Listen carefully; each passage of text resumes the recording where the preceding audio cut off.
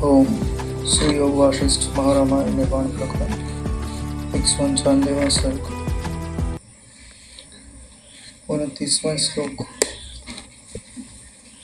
वशिष्ठ जी कहते हैं कि हे श्री राम जी, समता युक्त चित्त वाले राजा अंग यानी युधिष्ठिर शत्रुओं द्वारा नितांत क्लेशित अपनी प्रिया को देखकर भी मोह को प्राप्त नहीं हुए। यानी द्रौपदी को जो कष्ट दिया गया उसको देख करके भी उनके चित्त में समता बनी रहे, शांति बनी रहे। यह समदर्शन की ही सामर्थ्य है। यानी आपके अंदर सम तत्व को देखने की सामर्थ्य है तो आप हर परिस्थिति में शांत रह सकते हो, संपदावान रह सकते हो, सामर्थ्यशाली रह सकते हो। जिसके पास बल हो और बल के साथ क्षमा का गुण हो, विद्वान हो लेकिन मौन रहने की सामर्थ्य हो, निर्धन हो लेकिन दान देने की सामर्थ्य हो, ऐसे पुरुष धरा पर दुर्लभ होते हैं। और यह गुण उनमें किन कारण आता है? सम तत्व के दर्शन के कारण ही आता है। कि जब सब अपना ही आपा है तो अपने चित्त को विक्षेपित क्यों करना? जो यथा योग्य निर्णय लेना है वो ले लेना चाहिए। दुखी होने की जरूरत थोड़ी है शत्रु को दंड देने के लिए। किसी को सुधारने के लिए स्वयं को बिगाड़ने की जरूरत नहीं। समदर्शी त्रिगर्त नरेश ने प्राण प्रिय एकलौते पुत्र को वागद्यूत में हारने से राक्षस को दे दिया था। महा उत्सव में सुशोभित नगरी के जल जाने पर समदर्शी राजा जनक सर्वदा सम ही रहे। यानी यहाँ पर सबका उदाहरण लेकर के इन्होंने बताया है कि उनके जीवन में कितनी विपरीत परिस्थितियां आई फिर भी वो समता को धारण करके रहे। जैसे ये त्रिगर्त नरेश की बात आती है तो उन्होंने अपने पुत्र को जब वो द्यूत में हार गए तो राक्षस को दे दिया। फिर भी उनके हृदय में शांति बनी हुई है। और राजा जनक की नगरी में आग लगी हुई है लेकिन फिर भी वो समता के सिंहासन पर बैठे हुए। समदर्शी साल्वराट ने, साल्व का जो राजा है, तुम्हारी इच्छा अनुकूल दक्षिणा दूंगा इस प्रतिज्ञावश विकृत के समान अपने सिर को कमलनाल जैसे तत्काल काट दिया। यानी साल्व नरेश को जब मृत्यु आनी थी तो उनको तो मारा नहीं जा पा रहा था, तो दक्षिणा में उनको उनका सिर ही मांग लिया गया। तो वो इतने समदर्शी थे कि ये सिर ही तो मांगा है, कौन सी बड़ी वस्तु है। समदर्शी है, समतत्व पे दृष्टि है तो दुख नहीं होता, क्योंकि जो मैं हूँ उसका कभी नाश नहीं हो सकता और जो मैं नहीं हूँ उसको कभी भी सदा बना के नहीं रखा जा सकता। समबुद्धि से ही राजा सौवीर ने इंद्र पर विजय से प्राप्त महान ऐरावत हाथी को पुनः इंद्र को लौटा गया। समबुद्धि से जीवन यापन कर रहे कुंडप नामक शूद्र ने एक गाय लेने का नियम कर कीचड़ में फंसी ब्राह्मण की 5 गौओं को निकाला तथा अपनी उस गाय को भी पुष्कर तीर्थ में उसी ब्राह्मण को दे दिया, जिससे वह देवत्व को प्राप्त हुआ। इससे जो बड़ी बड़ी चीजें हैं वो समता का गुण धारण करने पर ही प्राप्त होती है। इस जगत में जो बड़ा कार्य होता है वो जो समबुद्धि होते हैं उन्हीं के द्वारा होता है। जो विषम बुद्धि होते हैं वो तो माया के द्वारा तत्काल ही पराजित कर दिए जाते हैं। भाई क्रोध का कारण क्या? विषम बुद्धि। काम का कारण क्या? विषम बुद्धि। लोभ का कारण क्या? विषम बुद्धि।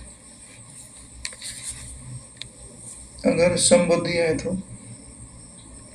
काम देखते हुए भी वो काम नहीं रह सकता, क्रोध देखते हुए भी वो क्रोध नहीं रह सकता, लोभ देखते हुए भी वो लोभ नहीं रह सकता। समबुद्धि है तो लोभ नहीं रहेगा।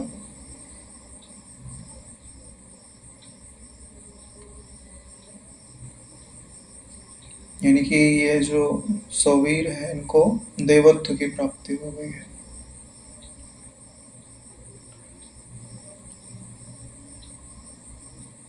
कदम्ब वन निवासी राक्षस ने समता के अभ्यास से राक्षसी वृत्ति का परित्याग कर दिया। यानी कदम्ब वन में एक राक्षस रहता था, अब उसे राक्षसी वृत्ति का परित्याग करना है तो समता का अवलंबन लिया और समय पाकर उसकी जो राक्षसी वृत्ति है वो निवृत्त हो गई। आपके पास भी 3 प्रकार की वृत्तियां हैं, तामसी, राजसी और सात्विकी। 3 वृत्तियों से पीछा छुड़ाना है तो आपको क्या करना चाहिए कि इनका जो प्रकाशक समतत्व है वही मैं हूँ और मुझे इन वृत्तियों से कोई प्रयोजन नहीं है, ऐसा दृढ़ निश्चय करके अध्यास छोड़कर जो एक ज्ञान सत्ता है उससे एक होकर के बैठे रहो। 1 घंटा बैठो कम से कम। 1 घंटे में देखो वो वृत्तियां तुमको पराजित करती हैं कि तुम वृत्तियों को पराजित करते हो। 1 घंटा अगर तुमको वृत्ति हिला ना पाए तो समय बढ़ाओ, 3 घंटे तक लेके जाओ। भाई जो ज्ञानी जन है उनके समाधि का कारण क्या है? समतत्व का दर्शन। यानी वृत्ति उठ तो रही है लेकिन वो वृत्ति को वृत्ति नहीं देख रहे। क्या देख रहे? तो है ही नहीं। तो जिस आकाश में उठती है वही आकाश है, तो कल्पना मात्र है। न मैं तुझसे जुड़ता हूँ न मैं तुझसे भागता हूँ, ऐसा दृढ़ निश्चय करके जो चिदाकाश तत्व है वही मैं हूँ। तो चल है तो चलता मैं बैठा रहे। कई लोग जो है भूल करते हैं क्या कि बैठ करके ब्रह्म परमात्मा में विश्राम पाने की सामर्थ्य नहीं है और बात किसकी करते हैं? अरे भाई चलते फिरते उठते बैठते हम उसी में स्थित हैं। अरे भाई बैठ के तो तुम स्थित रह नहीं पा रहे हो और बात करते हो क्योंकि गुरु के मुख से सुन लिया ना। तो जब किसी की पूरी पात्रता नहीं होती तो वाक्य का अर्थ ठीक से नहीं समझता और उसे ऐसा लगता है कि अब शांत बैठने की जरूरत ही नहीं है। जरूरत है नारायण। क्यों? क्योंकि आत्मज्ञान सिर्फ समझने से काम नहीं चलता। भाई आपने समझ लिया ये उधर जाएंगे उत्तर दिशा में एक आम का पेड़ है, ठीक है, उस पर आम लगे हैं, थोड़ा ऊंचाई पे लगे हैं, वहां जाऊंगा तोड़ूंगा खाऊंगा फिर तृप्त हो जाऊंगा। पता चल गया? तो पता चलने से पेट भर जाएगा? जाना पड़ेगा, यात्रा तय करनी पड़ेगी, पेड़ पे चढ़ना पड़ेगा, तोड़ना पड़ेगा, खाना पड़ेगा और पचाना पड़ेगा, तो काम होगा। ऐसे ही यह जो आत्मविद्या है वह जब आपने गुरु मुख से सुन लिया तो जो आप नहीं हो उससे तदात्म छोड़ो, फिर जो आप हो उससे एकता का हस्त मलकवत अनुभव होवेगा। अगर आप इनको नहीं छोड़ोगे और बोलते रहोगे कि मैं ब्रह्म हूँ ब्रह्म हूँ ब्रह्म हूँ तो कुछ हाथ में नहीं आएगा। दूसरे को धोखा दे सकते हो बोल के, स्वयं को नहीं दे सकते। जब भी बैठोगे लगेगा यार कुछ नहीं पाया।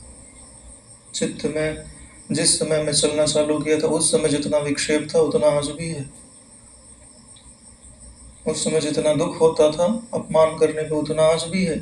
अपमान का रंग बदल गया, रूप बदल गया, लेकिन दुख तो वैसे का वैसा होता है, कुछ फर्क नहीं पड़ा। हाँ लोग सम्मान करते हैं, मान देते हैं, लेकिन बहुत बड़ा परिवर्तन तो नहीं है। जिनकी बात शास्त्रों में आती है कि वो उसी आनंद में निमग्न रहते हैं, वो घटना तो नहीं घटी। क्यों घटेगी? मलिन चीजों को तुमने पकड़ के रखा है और बोल रहे हो कि मक्खियां क्यों भिनभिना रही, तदा तुम्हें छोड़ना पड़ेगा ना नारायण। शरीर पे पवित्र वस्तु है क्या? शरीर रहेगा तो तामसी राजसी वृत्तियां रहेंगी, सुख देने वाली दुख देने वाली वृत्तियां रहेंगी और वो वृत्तियां आपको तंग करती रहेंगी। द्वंद्वों से अतीत होना है तो जो द्वंद्वों से अतीत पद है उससे एक होना पड़ता है, और उससे एक होने के लिए जो त्रिपुटी है उसको बाधित करना पड़ता है। बाधित में बाधित कर समझते हो, अत्यंता भाव हो जाए। सिर्फ मिथ्यात्व के निश्चय से नहीं हो जाता बाधित। लोग क्या है ना कि अत्यंता भाव करने की सामर्थ्य नहीं होती है तो एक ओढ़ना ओढ़ लेते हैं। क्या बोले मिथ्या ही तो है, हटाने की जरूरत क्या है।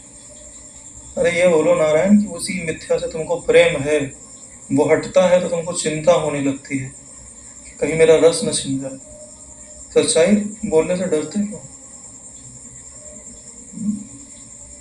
सच्चाई बता रहे कि जगत के अभाव से डर लगता है, इसलिए हम जगत को बनाए रखना चाहते हैं और ब्रह्म का भी रस लेना चाहते हैं। दोनों चीजें एक साथ नहीं होते। त्रिपुटी का बांध करना पड़ता है। बांध मतलब समझते हो, जैसे जल बह रहा है तो मैंने बांध बना दिया। जब बांध बना दिया तो बांध की उस तरफ जल है और इस तरफ जल नहीं है, नहीं बाधित हो गया, नहीं तुम तक उसकी पहुंच नहीं है, इसी को बाधित बोलते हैं।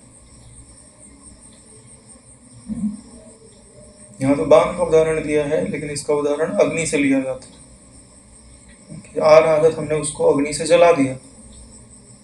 अग्नि से जलाने के बाद उसकी जो राख बचती है ना, उसको भी हवा चला के उसको उड़ा दिया। राख बचे रहना यह बाधित होने का प्रमाण नहीं है, कुछ नहीं। जीवन रसायन में नहीं पढ़ते हैं, निम्न ज्ञानी, मध्यम ज्ञानी, फिर उच्चतम ज्ञानी, उनका क्या निश्चय होता है? ये सृष्टि तीनों कालों में है ही, राख भी नहीं है। अरे अरे भाई, जो मृग तृष्णा का जल है, ठीक है, तो उसको क्या गर्म करके उड़ाएंगे तो भाप दिखाई देगी क्या? है ही नहीं है नारायण। जो चीज होती ही नहीं है उसकी राख कैसे बचेगी?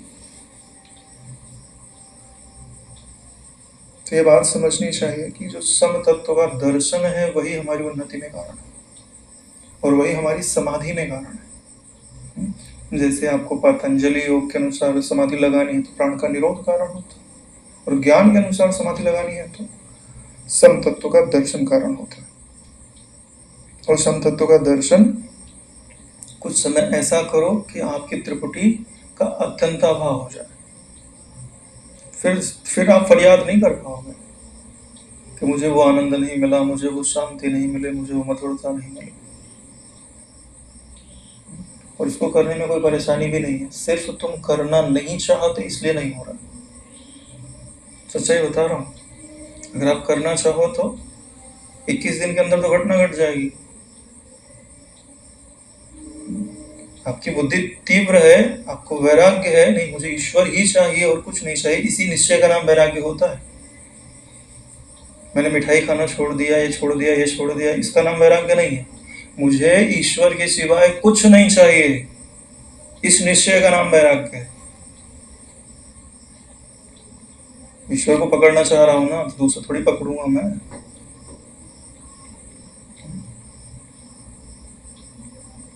ये निश्चय हो तो आप बैठो, आपके पास विचार शक्ति तो है ही है। चिदाकाश सत्य को तो आप पहचानते हो ही, वही मैं हूं। अब जो भी आपका इदम आए तुम उसको बाधित करते जाओ, तुम तो हो ही नहीं। भाई मेरे ख्याल से अब इतनी वृत्तियां तो नहीं बनती होंगी कि तुमको भगा ले जाए, बनती हैं? इतनी तो नहीं बनती होंगी। यानी वृत्तियों के बीच में जो शांत अवस्था है वो दिखाई तो देती है, वो झलकती तो है, सिर्फ उसमें सत तत्व की भावना कर लेनी है, और जो आने जाने वाला है उसको एकदम विप आउट कर देना है। तुम लोग हो ही नहीं। जब तुम कुछ समय तक ऐसा बोलोगे ना तो कुछ समय के बाद वो नहीं हो ही जाए। ऐसे में तक उनका अस्तित्व नहीं रखता। यदि आपका जो दिनचर्या है वो नियमित है तो नहीं पता चले कि आप नींद में खो जाओ, लय में चले जाओ, मनोराज्य में चले जाओ, तंद्रा में चले जाओ, और फिर बोलो कि भाई 21 दिन में नहीं हुआ, तो भाई जो विघ्न है समाधि के उनसे तो बचना पड़ेगा। एक भाई ने मुझसे पूछा, हमने ईमानदारी से धन कमाया था लेकिन हमारा धन डूब गया। ऐसा तो कहता है कि ईमानदारी का धन डूबता नहीं। तो मैंने पूछा भाई क्या किया? बोले एक भाई ने बोला, बोले कि हमको दे दो, हम तुमको 20% ब्याज देंगे। तुमने ईमानदारी से धन कमाया, फिर लोग के अधीन हो गए तो तुम्हारा पैसा बचेगा? मेरे को 20% ब्याज मिलता है महीने का। बोले एक महीने में 20% ब्याज दे देंगे, यानी 1,00,000 रुपये दो तो हम 1,20,000 तुमको महीने के अंत में दे देंगे। हाँ, तो अब बोल रहे हैं कि हमारा पैसा डूब गया, हमारा ईमानदारी का पैसा था। हाँ, अरे भाई बुद्धि भी तो चाहिए।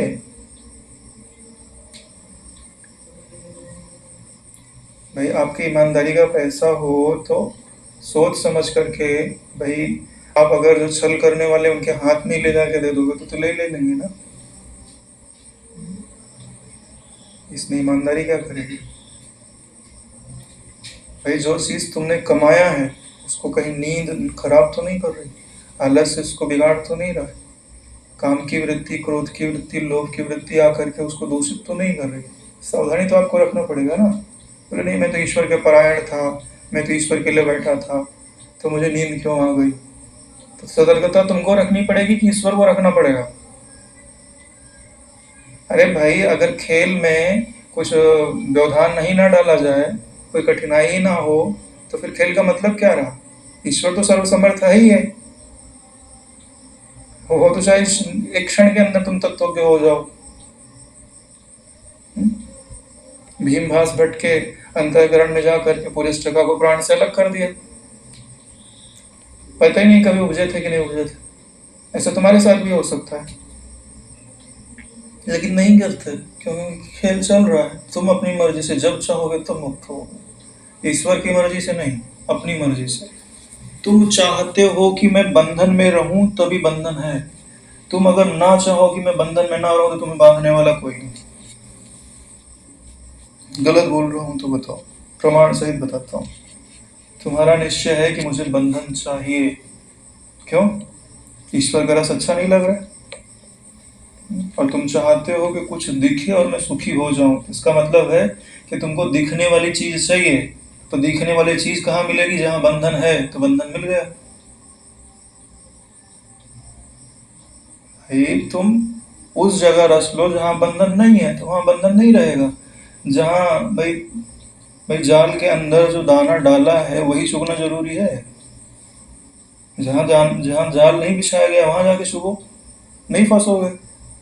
लेकिन उसके लिए परिश्रम करना पड़ेगा। जहां जाल है वहां सारे दाने एक साथ दिखाई दे रहे हैं, और क्योंकि चिड़ियों का पेट तो भरता ही है, लेकिन एक दाना यहाँ मिलेगा तो दूसरा दाना 50 मीटर दूर मिलेगा। ये तो है। तो जो सात्विक रस होता है उसके लिए थोड़ा परिश्रम सहना पड़ता है, और यही परिश्रम हम सहना नहीं चाहते।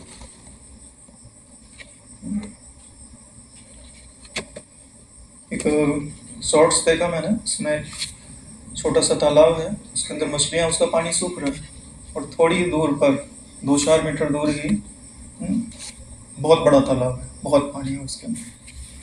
मैंने देखा एक मछली उसको देख रही है कि यहाँ पानी सूख रहा है, उसमें से उछली और जैसे उलटते पुलटते उलटते पुलटते 2-3 मीटर का रास्ता उसने तय किया और फिर गहरे पानी में चले गए। बात एकदम हम लोगों पर फिट बैठती है।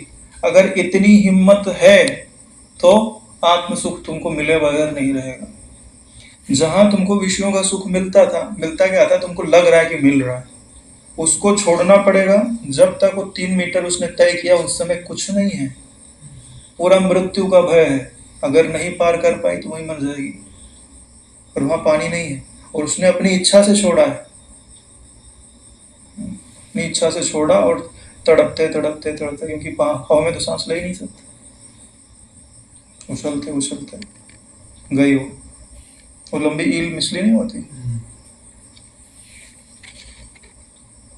एकदम मैंने देखा, मैंने बोला यही हाल अपना है। अगर इतनी हिम्मत हो तो अध्यात्म के मार्ग पे चलना चाहिए, नहीं तो अपना भाग्य स्वीकार कर लो, जितने दिन पानी रहेगा रहेगा, नहीं तो फिर सूख जाएगा तो मर ही जाएंगे। शाश्वत जीवन चाहिए तो इतना रिस्क तो आपको लेना ही पड़ेगा। इसमें परेशानी क्या है? जब आप इतनी दूर आ गए, आपको आत्म तत्व की समझ मिल गई, सेवा कर रहे हो, जप कर रहे हो, संयम से जीवन बिता रहे हो।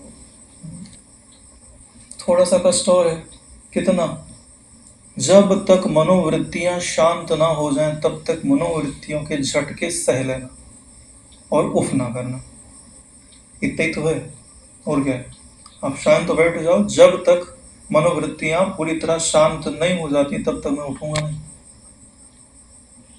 वैसे तुम अशुद्ध तत्व हो ना, तुम तो उठते भी नहीं। सिर्फ शरीर से तादाद में तो छुड़ाना है कि इस शरीर का ग्रहण मैं होने नहीं दूंगा। रामदेव से ने नहीं नींबू खाने का मनाया तो नींबू तो ला लिए, रख दिए, बोले अब उठा। मैं सत्ता नहीं दूंगा, मैं तो अलग। अब तेरे को खाना है तो उठा ले।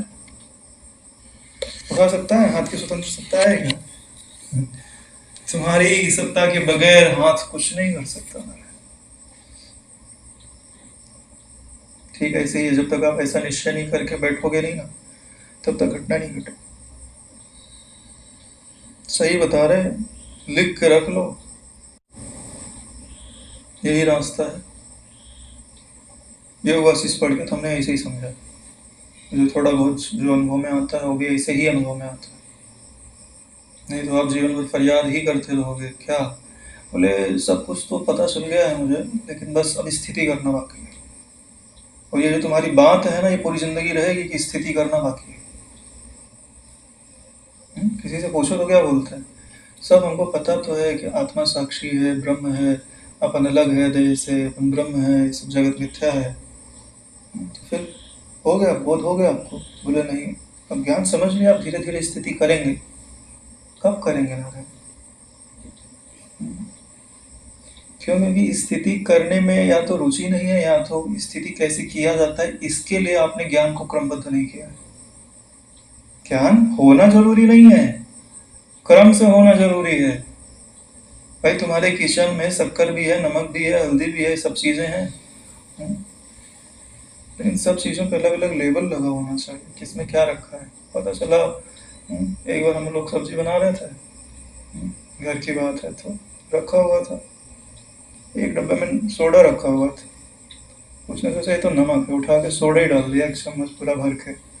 फिर बोल रहा है सब्जी में जो है पूरा ये बुलबुले बुलबुले क्यों उठ रहा है। हो गई, बन गई सब्जी, फेंकना पड़ा फिर उसको। भाई एक चम्मच सोडा डाल दिया है तो सब्जी तो खत्म ही हो गई ना। वही हाल अपना है, सब चीज एक जैसी दिखाई दे रही है, कब किसका कहाँ उपयोग करना यही नहीं पता चलता है। सब कुछ, शक्कर भी है, नमक भी है, सोडा भी है, सब कुछ है। पहचानना जरूरी है ना नारायण, कहाँ पे किसका उपयोग होता है।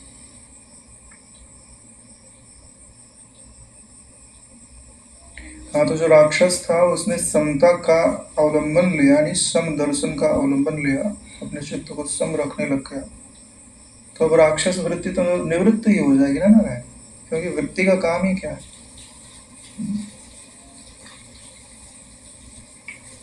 ऐसे ही तिब्बत की तरफ जैन मास्टर होता है, उन्होंने अपने शिष्य को जो बहुत ध्यान करता था लेकिन उसका ध्यान लगता नहीं था, बुलाया एक दिन, कटोरे में पानी रख दिया। बोले अब मैं इस कटोरे को हिलाऊंगा, इसमें लहर निकलेगी, उस लहर को पकड़ना है और स्थिर कर देना है। ठीक है, क्या करना है? लहर को पकड़ना है और स्थिर कर देना है। तो हिलाया तो लहर बनी, तो उसने हाथ डाल दिया, हाथ डाल के उसको पकड़ के पानी को स्थिर करने का प्रयास कर रहा है। तो स्थिर होगा कि तुम्हारा हाथ जाने पे वो पानी और हिलेगा। अब इसको स्थिर करना है तो क्या करना पड़ेगा? हिला के छोड़ दो, सिर्फ देखो, अपने आप शांत हो जाएगा ना नारायण। क्योंकि उसमें विक्षेप किस कारण से है? तुम्हारा उस मन के साथ जो संबंध है वही विक्षेप का कारण है। बीच का संबंध विलय कर दो और उसके पीछे जो शांत सत्ता है, पानी के पीछे जो शांत सत्ता है उसको देखो। पानी को मत देखो, शांत सत्ता को देखो। क्या होगा? सत्ता ही बचेगी, पानी नहीं बचेगा। पानी में जो लहर है वो नहीं बचेगी। यही हाल हमारे मन का है। यह मनाकाश में जो ठसा ठस भरी हुई चिदानंद सत्ता है, क्या आप उसको पहचानते हो? अगर पहचानते हो तो उस ज्ञान के साथ अचलता को धारण कर लो। फिर अपने आप को वृत्तियों से हिलने मत दो, इतने ही कार्य है। तब तक हिलने मत दो जब तक वृत्तियां कमजोर नहीं हो जाती। शांति का अनुभव तो 5 मिनट में होने लगता है, 5 मिनट भी नहीं लगेगा। अभ्यास जितना जल्दी, जितना तगड़ा हो, 40 मिनट आते आते तो कुमारी चढ़ने लगती, आनंद आने लगता। उस आनंद का अनुभव आंख बंद करने पर कम, आंख खोलने के बाद ज्यादा होता है। फिर देखो तुम्हारे चित्त में क्या प्रसन्नता रहती है, दिन भर क्या प्रसन्नता रहती है। क्योंकि उस समय ज्यादा अनुभव में क्यों नहीं आता? क्योंकि व्यक्त करने का माध्यम ही नहीं है। क्योंकि आनंद व्यक्त होने के लिए मन का जगना जरूरी है, नहीं तो शांति ही रहेगी।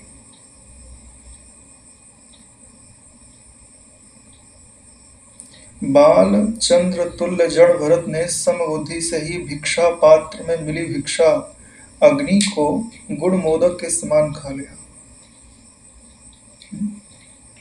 दृष्टि कितनी, दृष्टि में ताकत कितनी है कि जड़ भरत जी भिक्षा मांगने के लिए गए और किसी ने क्रोध में आकर के अंगारा निकाला और वो भिक्षा में दे दी। तो उनकी समदृष्टि की ताकत इतनी है कि उस अंगारे को उठाए और खा गए।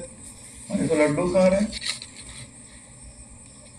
उसमें जलाने की सामर्थ्य ही नहीं है, क्योंकि वो सम तत्व में स्थित।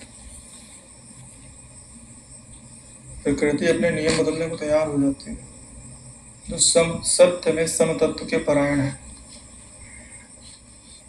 हिंसा आदि क्रूर व्यवहार में प्रवृत्त धर्म व्याध समबुद्धि के कारण ही देहपात होने पर भी परम पद को प्राप्त हो। आत्मज्ञान जन्य समबुद्धि के कारण ही नंदन वन में देवांगनाओं के मध्य रहकर भी कपर्दन नामक राजर्षि कभी उनके मोह में नहीं फंसे। नंदन वन में रह रहे हैं और रात दिन देवांगनाओं को देख रहे हैं, उनके हाव भाव विलास को देख रहे हैं, नृत्य को देख रहे हैं, फिर भी कभी उनके मोह में नहीं फंसे, क्योंकि देवांगनाओं को नहीं देख रहा। देवांगनाएं जिस चिदाकाश में प्रतिबिंबित है, उसी चिदाकाश तत्व पर उनकी नजर है। अगर ऐसी ऐसी नजर आपकी भी है तो आपको भी मोह के प्रसंग मोही नहीं कर सकते, लोभ के प्रसंग लोभी नहीं कर सकते।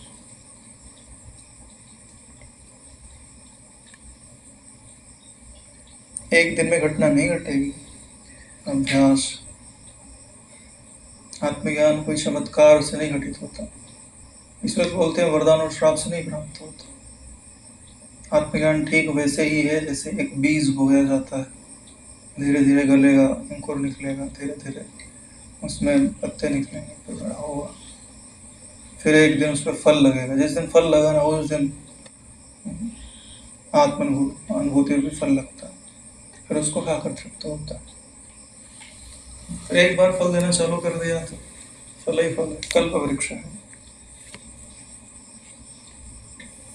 इतना धैर्य हो तभी चलना चाहिए, नहीं तो धैर्य नहीं होता, बिना धैर्य के नहीं होता। क्योंकि जो देहाध्यास है वो निवृत्त होने में समय अवश्य लेता है। अगर आपके पास धैर्य नहीं है तो क्या करोगे पता है? कर कुछ नहीं सकते, जो किया कराया है गवा दोगे, फिर संसार में जाओगे, फिर दुख मिलेगा, फिर लगोगे इसमें। एक ही रास्ता है, दूसरा कोई तो उपाय ही नहीं है। लेकिन अपने ही कारण तुम कर क्या रहे हो? कमा रहे हो, गमा रहे हो, कमा रहे हो, गमा रहे हो, कमा रहे हो, गमा रहे हो। फिर एक दिन क्या आएगा? इस जन्म में अब हो नहीं सकता, अब अगले जन्म में देखा जाए। लेकिन अगले जन्म में तुमने रखा भी यही पाना है, ऐसा नहीं कि उद्देश्य बदल गया, पाना यही है, बस इस जन्म में अब नहीं होगा अपने से।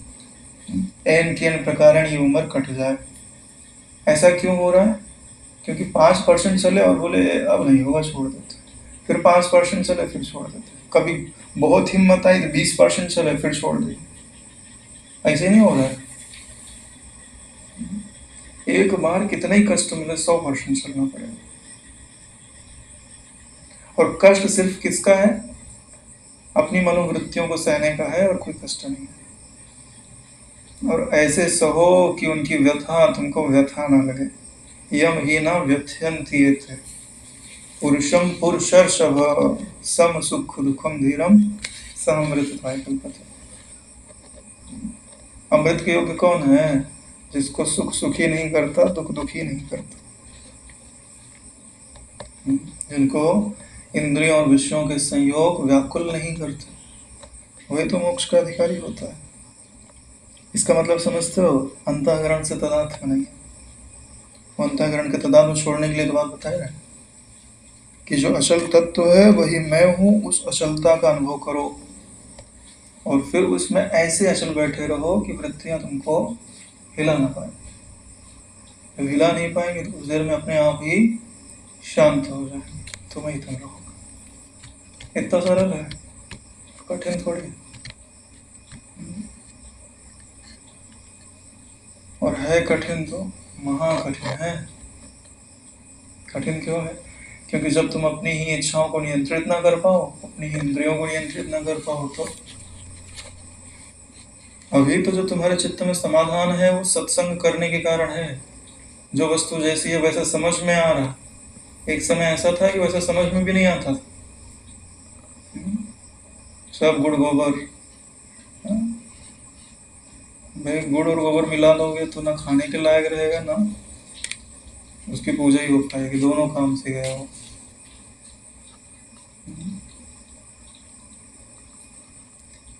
बहुत ज्यादा सत्संग सुनने से समाधान आ जाता है ऐसी बात भी नहीं। जो सत्संग सुना है उस पर मनन करने से समाधान आता है। समझना पड़ता है इसका क्या अर्थ होता है, यह बात क्यों बोली गई है।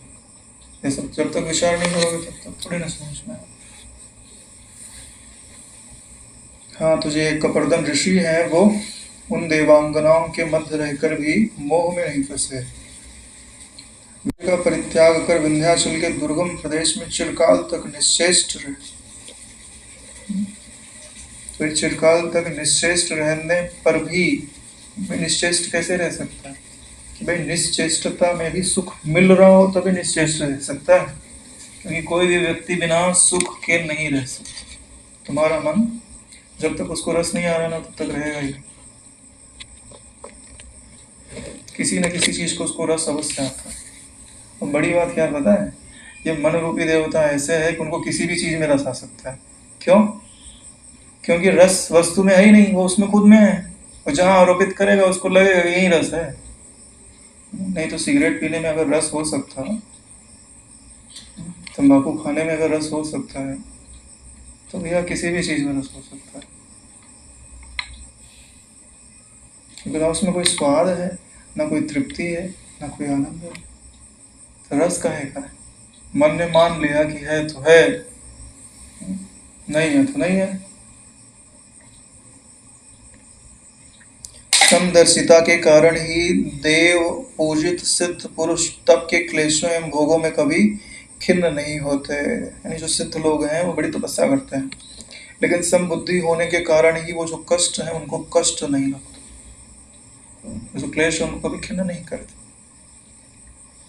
शिवी जैसे महाराजा एवं धर्म व्याध जैसे सामान्य जन भी समता के दृढ़ अभ्यास से ही महापुरुषों के भी पूज्य हुए हैं। यानी कोई व्यक्ति कितना ही साधारण क्यों न हो, अगर वो क्षमता का अभ्यास करता है तो महापुरुष भी उसकी पूजा करता है। इसलिए हमें निश्चय करना चाहिए कि मेरी दृष्टि अब समतत्व को ही देखेगी। अभी तो देखेगी, जब तक योग वासी सुन रहे तब तक तो देखो। यह जो समतत्व है उसको पहचानते तो हो ना। ये जो आकाश तत्व है जिसमें कुछ उपजा नहीं है, उसमें ज्ञान मिला दो, आनंद मिला दो, उसी का नाम समतत्व है। या ऐसा बोलो कि हे आकाश तो ज्ञान रूप है, तो आनंद रूप है, तो ही ब्रह्म है। ऐसा जब आकाश तत्व को देखते हो तो इसी को समतत्व का दर्शन कहा जाता है। अब आकाश तुम में भी है, दूसरे में भी है, सब में है और सबसे परे भी है। तो तुम क्या देखोगे कि एक ज्ञान सत्ता है, आनंद सत्ता है, उसी में आकृतियां विवर्त मात्र है। फिर इन आकृतियों से मुझे कोई प्रयोजन नहीं है, ना मेरी आकृति से, ना दूसरे की आकृति से। प्रयोजन किससे है? उसी आनंद सत्ता से, उसी ज्ञान सत्ता से, उसी व्याप्त सत्ता से। तो बचेगा क्या? वही ज्ञान सत्ता, व्याप्त सत्ता, आनंद सत्ता बचेगी। नाम रूप शांत हो जाएंगे। तो यही तो तुम चाहते हो, इसी को तो कैवल्य स्थिति बोलता है। और उसमें आनंद इतना प्रबल है ना कि एक बार अगर प्रारंभ हो गया, तुम्हारा मन वहां से उठना नहीं चाहेगा, वहां से वो उठना ही नहीं चाहेगा। यानी उसको पलक उठाने में भी भार महसूस होता है। ये लोक एवं परलोक के सुख की सिद्धि के लिए, मोक्ष रूपी परम पुरुषार्थ की सिद्धि के लिए समदर्शी जन समान ही व्यवहार करते हैं। यानी आपको इस लोक में और परलोक में सुख चाहिए और मोक्ष रूपी परम पुरुषार्थ सिद्ध करना है, तो आपको क्या करना चाहिए? समता का दर्शन करना चाहिए। अगर ऐसा समता का दर्शन करने लगते हो तो तुम्हारा व्यवहार एक जैसा होने लगेगा। एक जैसा होने लगेगा मतलब, जैसे कबीरदास जी के बारे में नहीं बोला जाता था, कोई गया तो बोले कि कबीरदास जी कहाँ गए? बोले वो मृत्यु में, हाँ, जलाया जा रहा है, वहाँ गए हुए। तो बोले पहचानेंगे कैसे? बोले देखना जिसके मुंह की भंगिमा जो है एक जैसी हो। समझ गए ना भाई कबीरदास जी? तो उनके मुंह की भंगिमा बदलती नहीं है, एक रस रहता है। उसी के लिए कहा गया है कि उनका जो व्यवहार है वो समान करते हैं। समान कर व्यवहार समान करने का यही अर्थ होता है कि व्यवहार सब में एक ही तत्व है, ऐसा देख के करते हैं। ऐसा नहीं है कि जहाँ पानी लेना है वहां डाल देंगे, जहाँ डालना है वहां से लेने लगेंगे। व्यवहार तो यथा योग्य ही हो। जीवन मरण की इच्छा से रहित, किसी को भी पीड़ित ना करते हुए, यथा प्राप्त जीवन व्यवहार करते हुए विचरण करना चाहिए। विचरण कैसे करना चाहिए भाई? किसी भी प्राणी को आप कष्ट मत दो। सब अपना आपा ही है, तो कष्ट देने का तो प्रश्न नहीं उपजता। सुख तो दे सकते हो, क्योंकि सब प्राणी अपने आप को सुखी करने में ही लगे हुए हैं। इसलिए तुम दूसरे के सुख के साधन तो हो सकते हो, लेकिन दुख के साधन नहीं हो सकते। गीता में भी तो आता है, जो किसी से उद्विग्न नहीं होता और जिससे कोई उद्विग्न नहीं होता। यथा प्राप्त जीवन व्यवहार करते हुए विचरण करने से, फिर जो जैसा प्राप्त हो। गुण एवं दोषों को एक समान समझने वाला, सुख दुख ऊंच नीच मान अपमान में समदृष्टि रखने वाला जीवन मुक्त पुरुष प्राकृत व्यवहार में भी आसक्ति से रहित होकर, प्रकाशित पवित्र मूर्ति होकर जन कल्याण के हेतु ही देश एवं विदेश में भ्रमण करता है। यानी कि जो समष्टि है उसके सुख को ध्यान में रख करके वो देश और विदेश में भ्रमण करता है। कैसे भ्रमण करता है? बोले गुण और दोष को एक समान समझता है। भाई उसके गुण और दोष आपकी दृष्टि में है, उसकी दृष्टि में नहीं। भाई जिसकी दृष्टि एक चिदाकाश तत्व पे टिकी है, तो उसके लिए एक अच्छी आकृति भी क्या और एक ऐसी वैसी आकृति भी क्या, दोनों ही शक्कर में कल्पित हैं। चाहे सुंदर देवता की मूर्ति बना दी गई हो, चाहे राक्षस की बना दी गई हो। उसके लिए सुख सुख नहीं है, दुख दुख नहीं है, ऊंच ऊंच नहीं है, नीच नीच नहीं है, मान मान नहीं है, अपमान अपमान नहीं है। समदृष्टि है, जीवन मुक्त है, प्राकृत व्यवहार में आसक्त नहीं है। क्यों? आसक्ति एक ही जगह हो सकती है, दो जगह नहीं हो सकती।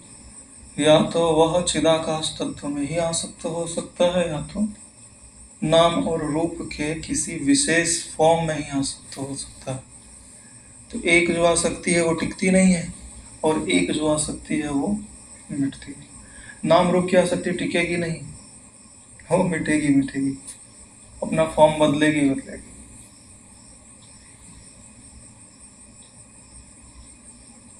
पवित्र मूर्ति होकर के, पवित्र मूर्ति, ज्ञान के सिवा दूसरी कोई चीज पवित्र नहीं है। नहीं ज्ञान है सदृशम पवित्र नहीं होता। ज्ञान ही सबको पवित्र करता है। क्यों? क्योंकि जो अपवित्रता है वो वास्तव में एग्जिस्ट ही नहीं करती, सिर्फ अपवित्रता का भ्रम है आप में। अरे भाई, कई बार किसी विशेष परिस्थिति में बुखार उखार है, आदमी नहाता नहीं है तो क्या पानी लेता है। यह स्मरेत पुंडरीकाक्षम सब बाय अभ्यंतर सोचे ही। तो आपने क्या किया? बोले भगवान का हम स्मरण करते हैं, इससे भीतर बाहर शुद्धि हो गई। तो यानी शुद्धि किससे हो रही? भगवान के स्मरण से। भगवान का स्मरण क्या है? ज्ञान ही तो है, भगवत निश्चय ही तो है। यानी पवित्र कौन करता है? भगवान का निश्चय ही पवित्र करता है, और कुछ पवित्र नहीं करता। जैसे आपने स्नान कर लिया, भाई दुर्गंध नहीं है, मतलब जो चीजें आपने तमोगुणी वातावरण को फैलाती है उनको दूर कर देते हैं। लेकिन सच में पवित्रता तो किससे आती है? भगवत स्मृति से। जो सच में पवित्र है उसका जब आप चिंतन करते हो तब ही आप पवित्र होते हो। नहीं तो कोई अमीर घराने का हो, अच्छे से नहाया धोया सेंट वेंट लगाया हो, लेकिन उसकी मानसिकता ही दूषित हो तो भगवान मिल जाएंगे, भगवत रसा नहीं लगेगा। लेकिन एक शमशान में बैठा है अघोर ग्रंथ वाला, और महीने भर से नहाया नहीं है, लेकिन उसकी वृत्ति देह में है ही नहीं, भगवत चिंतन में तनाकार है। जहाँ बैठा है कई दिन से नहाया नहीं, लेकिन 10 मीटर दूर तक खुशबू आ रही है उसके शरीर से। अरे नारायण, ये जो दुनिया तुमको दिखाई देती है ना, ऐसी है ही नहीं। तुम्हारा जैसा निश्चय है, दृढ़ निश्चय है, वैसा ही भासता है। यहाँ पवित्र क्या है, पवित्र क्या है? तुम्हारी दृष्टि में पवित्रता है तो सब अपवित्र है। तुम्हारी दृष्टि अगर पवित्र हो गई तो सब पवित्र है, कुछ अपवित्र ही नहीं। और जिसको तत्व का बोध हो जाए और तद अनुरूप उसके हृदय में बल आ जाए। देखो, जितना तुमने समझ लिया है ना, इतना ही समझा जाता है, इससे ज्यादा कोई समझदारी नहीं है। लेकिन अब तुम समझने के पश्चात भी उस आम के पेड़ के नजदीक ना जाओ, आम के पेड़ पे चढ़ो नहीं, आम का फल तोड़ो नहीं, खाओ नहीं, तो कुछ प्राप्त नहीं होगा। लगेगा कि सब जानकारी है मुझे, लेकिन वह तृप्ति प्राप्त नहीं होगी जिस तृप्ति की तुम मांग रखते हो। जो तृप्ति आपके गुरु के हृदय में छलकती है, चेहरे पे छलकती है, वो तृप्ति नहीं मिलेगी। आपको लगेगा कि गुरु जी को कुछ विशेष प्राप्त है और हमें तो नहीं प्राप्त। कारण मन को उपशम नहीं किया, इसी शरीर में तो था। स्थिति प्रकरण में यह जो जगत है उसको मिथ्या एकदम अच्छे से समझा, और उपशम प्रकरण में जा करके वह जो मिथ्या है उसका भी अभाव किया। फिर निर्वाण प्रकरण में जो आनंद आने लगा, शांति आने लगी, जो थोड़ा बहुत बच गया, उसको उत्तरार्ध में आकर के वो रहस्य समझा रहे हैं। वो रहस्य क्या है? कि तुम्हारी दृष्टि एक पल के लिए भी समतत्व के दर्शन से च्युत ना हो।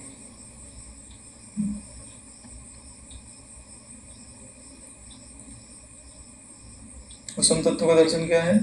एक चिदाकाश सत्ता ही अपने आप में ज्यों की त्यों स्थित है, उसके सिवाय इस जगत में कुछ है ही नहीं। बोले कुछ दिखता है तो बोले वो उसी में विवर्त है, विवर्त होता ही नहीं। जैसे ठूठे में चोर दिख रहा है, आपने टार्च जला के ठूठा देख लिया और फिर भी चोर दिखे तो हमको पता ही है नहीं, खाली वो मुंडी उसकी ऐसी बन गई है इसलिए भास रहा है। यानी भासने से फिर आप में चिंता जन्म नहीं लेगी, आशंका जन्म नहीं लेगी। भासना दुख थोड़ी देता है, अज्ञान दुख देता है नारायण, प्रतीति दुख नहीं देती है। अगर प्रतीति दुख देती तो तुम कभी मूवी देखने नहीं जाते। अरे मूवी आदमी सुखी होने के लिए देखने जाता है कि दुखी होने के लिए देखने जाता है? सुखी होने के लिए देखने जाता है ना। इसका मतलब है प्रतीति में दुख नहीं है, दुख किसमें है? अज्ञान में दुख है। और अज्ञान क्या है? अनात्मा में आत्मबुद्धि, इसी को तो अज्ञान बोलते हैं। एक तो अनात्मा में अहमता ना होवे और दूसरा अनात्मा में ममता ना होवे। अब इसका उल्टा कर दो, जो आत्मा है उसमें आत्मबुद्धि होवे और जो आत्मा है उसी में मम बुद्धि होवे। आत्मा में मम बुद्धि का मतलब समझते हो कि मुझे मेरे आनंद के सिवाय कुछ नहीं चाहिए। जिसको तुम मम बोलते हो तुम उसी की इच्छा करते हो, अहम की इच्छा थोड़ी होती है। इच्छा तो मम की होती है ना नारायण। मेरे दृष्टि के अनुसार आपकी जो अहमता है वो जल्दी से शुद्ध हो जाएगी या शुद्ध हो भी गई होगी, लेकिन जो ममता है उसको शुद्ध होने में समय लगेगा। क्योंकि जितना वैराग्य चाहिए था उतना वैराग्य आप लेके नहीं आए थे। अब क्या करो? अब आप ध्यान का अभ्यास करो। ध्यान का अभ्यास का मतलब समझते हो कि जो चिदाकाश तत्व है वही मेरा है। तो जो तुम्हारा है तुम उसके पास तो बैठो, यानी तुम अपना जो प्रियतम है उसको चिदाकाश तत्व बना लो कि अब मैं तुम्हारे साथ ही समय बिताऊंगा। तो तुम्हारी ममता शुद्ध हो जाएगी। ममता शुद्ध हो गई, अहमता शुद्ध हो गई, तो दोनों की एकता ही तो तत्वमसि है, अहम ब्रह्मास्मि है। आपने कुछ अहमता शुद्ध की ना की और ममता शुद्ध की ना की, और फिर बोले हमको तो समय ही नहीं मिलता, एक स्थान से दूसरे स्थान जाने पे, एक सेवा से दूसरी सेवा पकड़ने पे हमको समय ही नहीं है।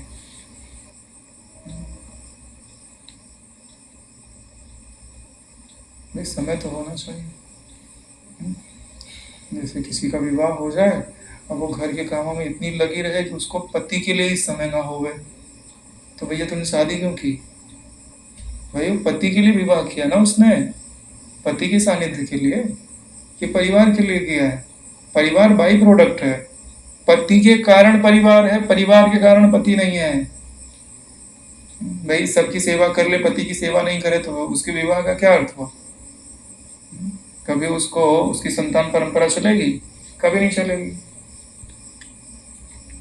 ऐसे ही आप जहाँ रहते हो वहाँ के नियम कानून मानते हो, अच्छी बात है, सहयोग देते हो, अच्छी बात है, लेकिन ये सब किस लिए है? स्वरूप निष्ठा प्राप्त करने के लिए ना नारायण, अपने गुरु से अभिन्नता प्राप्त करने के लिए है ना।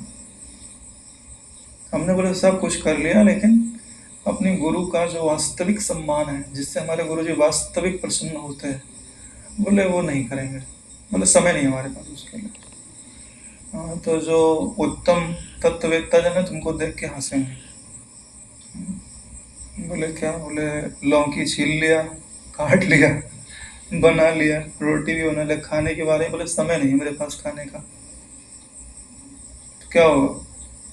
खाना खराब हो जाएगा, उसको फेंकना पड़ेगा। इधर शरीर खराब हो जाएगा, उधर खाना खराब हो जाएगा। ऐसे नहीं दिखाई दे रहा है? जो संपत्तियां आपने कमाई हैं वो भी व्यर्थ जा रही हैं और आपका जीवन भी व्यर्थ जा रहा है। ऐसे नहीं है? मुझे तो ऐसे ही लग रहा है, क्योंकि हर चीज का उपयोग है, कोई शाश्वत नहीं है। नश्वर चीजें शाश्वत की प्राप्ति में सहयोग देने के लिए होती हैं। शाश्वत को कुर्बान करके नश्वर को सजाया नहीं जाता। यही तुम्हारे गुरु जी का सिद्धांत है कि भाई नश्वर की बलि देनी पड़े तो दे दीजिए, लेकिन शाश्वत चीज को अपना लीजिए। शाश्वत चीज के साथ अपने संबंध का, अपने सुख का निश्चय जोड़ दीजिए। हमें तो ऐसा ही लगता है नारायण। यहीं पर ये जो 198वां सर्ग है आज पूर्ण होता है, आज यहीं पर विश्राम लेता है। ओम कायेन वाचा मनसेन्द्रियैर्वा करोमि यद्यत् सकलं परस्मै श्रीसद्गुरुवे समर्पयामि। ओम सहनौ भुनक्तु सह वीर्यं करवावहै तेजस्विनावधीतमस्तु मा विद्विषावहै।